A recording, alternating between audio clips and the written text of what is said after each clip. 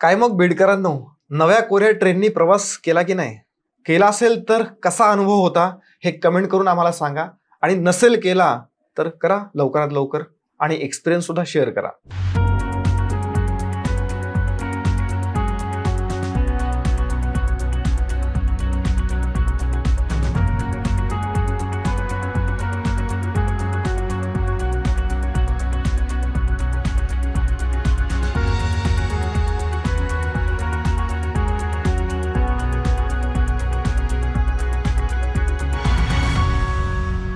बीडला railway कधी येणार किंवा येणारच नाही असा विचार करत बीडकरांनी आशा सोडली होती.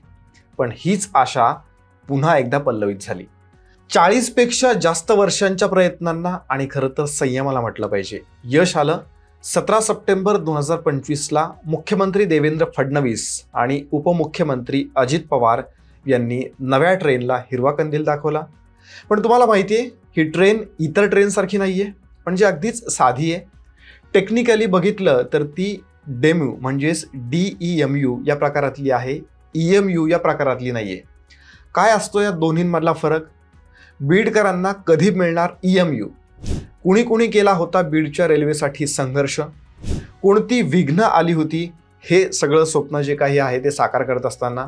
असे कितीतरी प्रश्न आहेत ज्याची उत्तरे एकाच व्हिडिओमध्ये मिळणार आहेत. सो शेवटपर्यंत व्हिडिओ पहा आणि चॅनलला नवीन असाल तर सबस्क्राईब करा.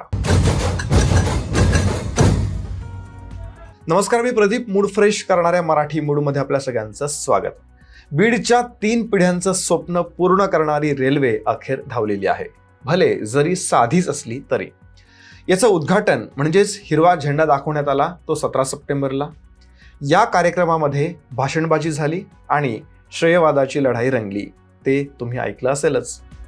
कुणी कितीही दावा करो, एक गोष्ट स्पष्ट आहे की कोणाही एका व्यक्तीमुळं हे झालेलं नाहीये. मागच्या 40-45 वर्षांपासून सातत्याने पाठपुरावा करून, बैठका घेऊन, निवेदनं देऊन रेल्वे ही प्रत्यक्ष मिळवलेली आहे. कुणी कुणी प्रयत्न केले. 1984 साली खासदार असताना केशर काकू क्षीरसागर यांनी बीड जिल्ह्यातलं एक शिष्टमंडळ तत्कालीन पंतप्रधान इंदिरा गांधी, राष्ट्रपती ग्यानी जैल सिंग, रेल्वे मंत्री गनी खान चौधरी यांच्या भेटीसाठी पाठवलं. त्यानंतर या संदर्भातल्या आंदोलनाला राजकीय दिशा मिळाली. नगर बीड परळी असा एक मार्ग असावा अशी मागणी केशर काकूंनी इंदिरा गांधी यांच्याकडे केली. त्यावर इंदिरा गांधींनी संबंधित रेल्वे मंत्री आणि विभागाला याचं सर्वेक्षण करण्याचा आदेश दिला. सर्वे तर झाला, पण आर्थिकदृष्ट्या हा जो काही मार्ग आहे तो परवडणारा नाहीये असं कन्क्ल्युजन निघालं. मग आणखी एक वेगळा पर्याय अमळनेर मार्ग सुचवण्यात आला. त्याचंही सर्वेक्षण करण्याचा आदेश देण्यात आला. पण 1984ला इंदिरा गांधी यांच्यासोबत दुर्दैवी घटना घडली आणि हा जो काही रेल्वेचा प्रश्न आहे तो मागे पडला. पुढे राजीव गांधी यांचं सरकार आलं. त्यावेळी हा प्रश्न पुन्हा एकदा पुढे आला. पण बीड हे काही औद्योगिक शहर नाहीये असा सूर त्यावेळी उमटला आणि रेल्वेची मंजुरी ही देता देता रखडली. 1995-96 PV नरसिम्हा राव यांच्या काळामध्ये हा प्रश्न पुन्हा एकदा उपस्थित झाला. तत्कालीन रेल्वे राज्यमंत्री सुरेश कलमाडी यांनी बीड रेल्वेला तांत्रिक मंजुरी दिली. निधी सुद्धा मंजूर झाला, पण फक्त मंजूरच झाला, तो मिळाला नाही. 1996 ते 98 रामविलास पासवान रेल्वे मंत्री असताना भूमिपूजन झालं. पण या प्रोजेक्टची प्रोग्रेस ही जी काही होती ती शून्य होती. 2004-05 लालू प्रसाद यादव रेल्वे मंत्री असताना त्यांनी रेल्वे बजेटमध्ये अनेक नवीन लाईन्ससाठी निधी जाहीर केला. यामध्ये अमळनेर बीड या मार्गाचा सुद्धा समावेश होता. 2005च्या रेल्वे बजेटमध्ये हा प्रकल्प मंजूर झाला. सुमारे 500 कोटी रुपये निधी सुद्धा मिळाला, पण काम काही पुढे सरकत नव्हतं. 2008 अमळनेर बीड रेल्वे मार्गाचं भूमिपूजन तत्कालीन रेल्वे मंत्री लालू प्रसाद यादव यांनी केलं होतं. या कार्यक्रमामध्ये मराठवाड्यातील विविध नेते सहभागी झाले होते, ज्यामध्ये गोपीनाथ मुंडे यांचा सुद्धा समावेश होता. 2009 ते 2024 मोठा कालावधी आहे. या काळामध्ये फक्त पाठपुरावा होत गेला. यामध्ये 2009 गोपीनाथ मुंडे, 2014 प्रीतम मुंडे आणि 2024 बजरंग सोनवणे अशा सर्वच खासदारांनी सातत्याने पाठपुरावा केला. आणि त्याला यश येत बीड अहिल्यानगर हा 261 किलोमीटरचा मार्ग तयार झाला. 2025 बीड ते अहिल्यानगर या रेल्वे मार्गाचं उद्घाटन मुख्यमंत्र्यांच्या हस्ते झालं. वैशिष्ट्य काय आहेत? लांबी 261 किलोमीटर, भूसंपादन 1822.168 हेक्टर. एकूण खर्च किती झाला? तर 4805.17 कोटी रुपये. यामध्ये केंद्र आणि राज्य या दोन्ही सरकारांचं संयुक्त योगदान आहे. एकूण पूल किती आहेत बघा. छोटे पूल 302, मोठे पूल 65 आहेत. रेल्वे खालचे पूल आहेत 130 आणि रेल्वेच्या वरचे पूल आहेत जवळपास 65. जमीन संपादन करताना अडथळे. येस, ही तर आपल्याकडची नेहमीची समस्या आहे. आपल्याला सुविधा हव्या असतात, प्रकल्प हवे असतात, पण त्यासाठी जमीन देण्याची आपली तयारी नसते. या प्रकल्पासाठी जंगल क्षेत्र तर होतच, पण शेतीची जमीनही जाणार होती. त्याच वेळी शेतकऱ्यांनी सुद्धा या प्रकल्पाला जमीन देण्यासाठी विरोध केलेला. 2015 ते 2018 या दरम्यान बीड आणि अहिल्यानगर या जिल्ह्यामध्ये शेतकऱ्यांनी प्रकल्पग्रस्त म्हणून भरपाईची मागणी केली. काही शेतकऱ्यांना प्रकल्पग्रस्त प्रमाणपत्र मिळालं नाही. मग तिथे न्यायालयीन कारवाया झाल्या. एका शेतकऱ्याने तर एक्स वरती 17 सप्टेंबरला ज्यावेळेला याचं उद्घाटन झालं त्या दिवशी पोस्ट केलं की माझं शेत रेल्वे मार्गामध्ये गेलंय पण प्रमाणपत्र मिळालेलं नाहीये. वन आणि पर्यावरण मंजुरी जवळपास 30%. आता यामध्ये आकडा हा कमी जास्त होऊ शकतो. तर 30% जमीन वनक्षेत्रामध्ये असल्यानं वन विभागाची मंजुरी मिळवणं कठीण होत गेलं. 2019 मध्ये पर्यावरण मंत्रालयाने अटी लावल्या, जसं की वृक्षारोपण आणि वन्यजीव संरक्षण. कायदेशीर आणि प्रशासकीय विलंब. महाराष्ट्र जमीन महसूल संहिता 1966 नुसार भरपाई देणं हे बंधनकारक आहे, पण नुकसान भरपाईचे दर हे खूपच कमी होते. प्रति हेक्टर जवळपास 5 ते 10 लाख रुपये एवढाच मोबदला मिळत होता. कोविड-19मुळे 2020-2022 मध्ये हे जे काही सर्वेक्षण आहे ते थांबलं होतं. रेल्वे मंत्रालयानं 2024 मध्ये गतिशक्ती योजनेअंतर्गत विशेष युनिट्स याकरता नेमले. खर्चामध्ये वाढ झाली. एकूण खर्च 2500 कोटींवरून 3000 कोटी किंवा त्याहूनही जास्त झाला, कारण भरपाई आणि कायदेशीर खर्च वाढला. अर्थात म्हणावी तशी भरपाई मिळाली नाही असा अजूनही शेतकऱ्यांचा सूर आहे. विशेष भरपाई पॅकेज. राज्य सरकारने 2023 मध्ये विशेष भरपाई पॅकेज जाहीर केलं. त्यामध्ये प्रति एकर 15 लाख प्लस पुनर्वसन म्हणजे दोन्हीही फायदे शेतकऱ्यांना देण्यात आले. यामुळे 95% जमीन संपादित झाली आणि उरलेली जी काही 5% जमीन संपादनाची जी प्रकरणं होती ती न्यायालयामध्ये सध्या प्रलंबित आहेत.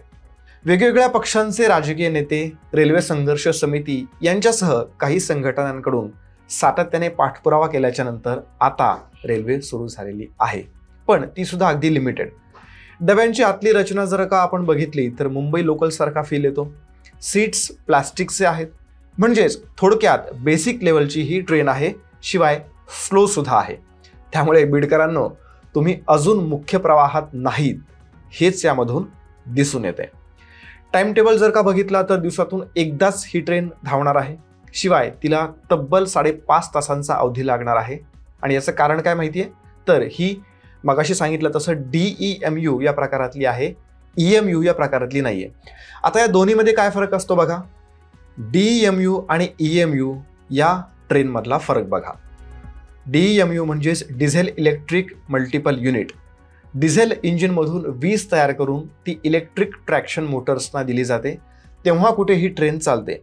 ज्या ठिकाणी विजेचं ओव्हरहेड वायरचं जाळं नसतं किंवा कमी असतं तिथे DEMU असते. सहसा लांब पल्ल्याच्या किंवा मध्यम पल्ल्याच्या प्रवासासाठी ही पद्धत वापरली जाते, ज्या ठिकाणी सामान्य EMU ट्रेनची गरज नसते. एक प्रकारची मल्टिपल युनिट ट्रेन जी ऑन बोर्ड डिझेल इंजिनद्वारे चालवली जाते. DEMUला वेगळ्या लोकोमोटिव्हची आवश्यकता नसते, कारण त्याचं इंजिन कॅरेजचा भाग असतं. डिझेलवर चालणाऱ्या युनिट्सचे त्यांच्या ट्रान्समिशन प्रकारानुसार वर्गीकरण केलं जाऊ शकतं. डिझेल इलेक्ट्रिक म्हणजेच DEMU, डिझेल मेकॅनिकल म्हणजेच DMMU किंवा डिझेल हायड्रॉलिक म्हणजेच DHMU. आता EMU म्हणजे काय बघा. Electric multiple unit. Overhead electric वायरिंगमधून वीज घेऊन त्या विजेवरती या ट्रेन धावतात. सर्वसाधारणपणे शहरी आणि उपनगरीय भागांमध्ये कमी अंतराच्या प्रवासासाठी याचा वापर होतो, जसं की मुंबई लोकल. या ट्रेनमध्ये वेगळं इंजिन नसतं, त्याच्या ऐवजी ट्रेनच्या डब्यांमध्येच इंजिन हे समाविष्ट केलेलं असतं. आणि आता मेमू म्हणजे काय? Main line electric multiple unit. याचा वापर सामान्यतः लांब पल्ल्यासाठी केला जातो. या गाड्या मुख्य मार्गांवरती धावतात आणि उपशहरी विभागांपेक्षा किंचित जास्त व्यापतात. मेमू गाड्यांमध्येही बिल्ट इन इंजिन असतं आणि ओव्हरहेड पॉवर लाईन्सद्वारे त्या चालवल्या जातात. बीडला कधी येणार EMU हा प्रश्न कॉमन आहे. सध्या जी रेल्वे धावते ती डिझेलवरची आहे, त्यामुळे विजेवर चालणाऱ्या ट्रेनपेक्षा तुलनेने या ट्रेनचा वेग कमी आहे. 2025च्या मध्यापर्यंत साधारणपणे महाराष्ट्रातल्या संपूर्ण 5,938 किलोमीटर ब्रॉडगेज रेल्वे नेटवर्कचं विद्युतीकरण झालेलं आहे. त्यामुळे बीडचंही लवकरच होणार आहे. पुढच्या 3 ते 4 महिन्यांमध्ये ते होईल, असं उद्घाटनाच्या कार्यक्रमामध्ये मुख्यमंत्री देवेंद्र फडणवीस यांनी सांगितलेलं सुद्धा आहे आणि हे तुम्ही ऐकलं असेलच. त्यामुळे बीड ते अहिल्यानगरचा हा प्रवास, ज्याला आत्ता 5.5 तास लागतात, तो वेळ वाचणार आहे. आता किती वेळ वाचणार हे प्रत्यक्ष सेवा सुरू झाल्यानंतरच आपल्याला समजणार आहे. सध्या तरी बीडवरून फक्त अहिल्यानगर या एकाच मार्गावरती ही ट्रेन असणार आहे.